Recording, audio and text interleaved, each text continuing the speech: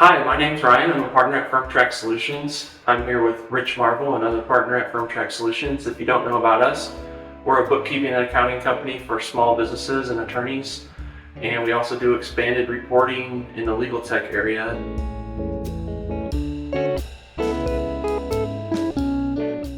And if you happen to watch our last video, we talked a little bit at that time about the impact of the Federal Reserve's policy as it relates to inflation and whether or not they're going to increase or decrease.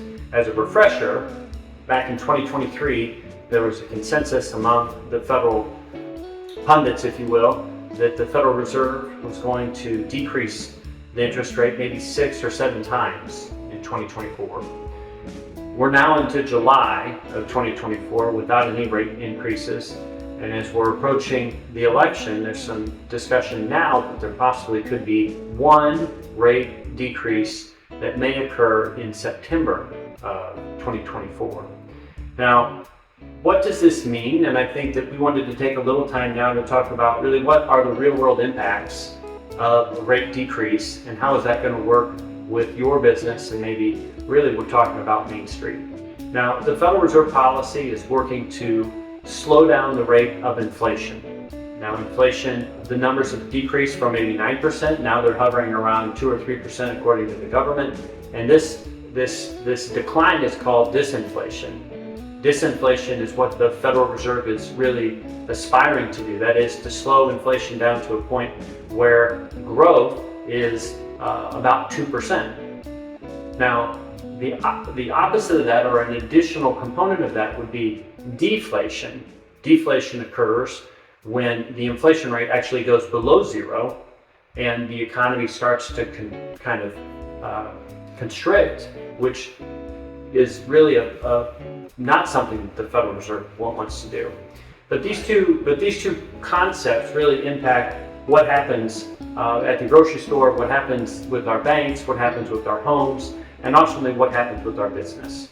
And what are the impacts of lower inflation?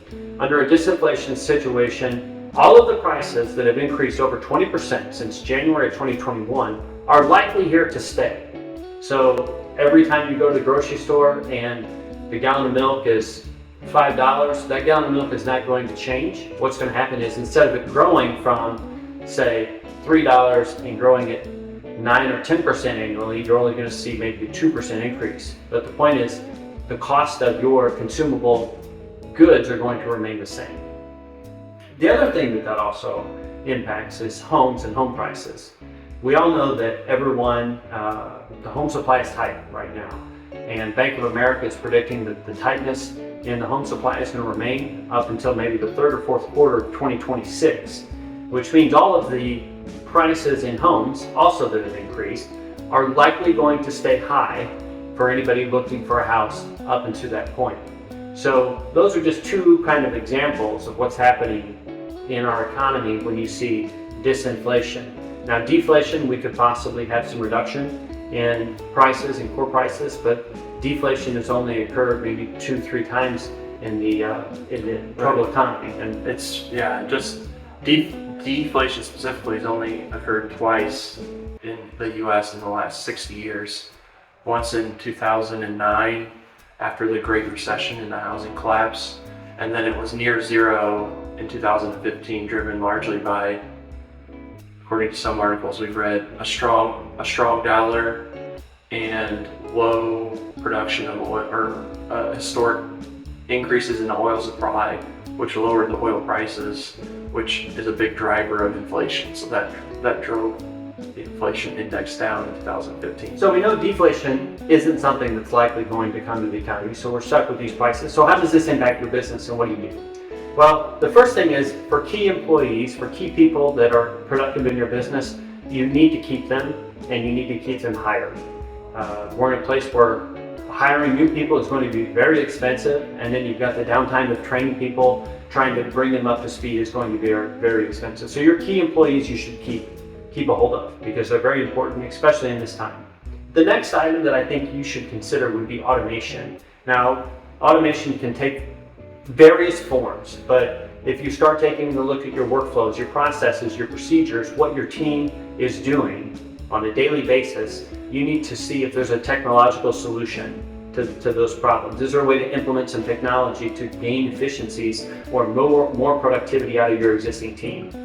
The other option would be potentially to outsource. And some examples of outsourcing, Ryan, I mean, what are a few things that businesses can outsource? Well, one of the big things you can outsource would be any of your HR functions to an all-inclusive provider. I know ADP, one of the big ones, they offer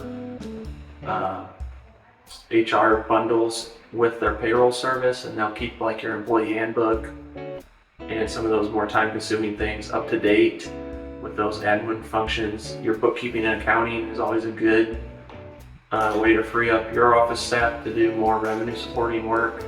And then if you're using any older software or sort of bare bones software, one of the examples that just came up in our experience is people want to cut costs and save pennies on doing like their accounting in Excel. But that could be tedious and time consuming depending on the complexity of your financial statements, whereas you can get fairly affordable or maybe even bundled pricing by outsourcing that to a bookkeeping firm. They're going to have you on the most up-to-date modern software that's going to be a breeze to use and just save you all the headache that might come with pinching pennies and using your hours in the day to cover that. Yeah, I mean, I think those are some great examples, and along with taking a look at the price you pay for potential automated and outsourced services, this is an opportunity that you should be looking at any service agreements that you're in and going back to the service providers and maybe trying to get competitive pricing or better pricing that you have now. And the last one I think is a really tough item that most service professionals have a difficult time, and maybe even manufacturers, is the price. Like, what are you charging, or what are people paying for your time, your talent, your resources in order to perform the work that you do? So this could be a very good time for you to review your pricing. If you haven't increased your hourly rate if you're an attorney, or if you haven't increased the price of a good sold, this is a very opportune time to take a look at that, because your price increases should be in line with the price increases that we've had to incur since January 2021. So I would encourage you to look at those items, strategically look and see where you can go, and then evaluate your prices to see if you should increase them to become more market rate favorable. So we appreciate your time. My name is Rich Marble. I'm Ryan. Come visit us at firmTRAK.com if any questions. We'd love to speak with you anytime. Thanks.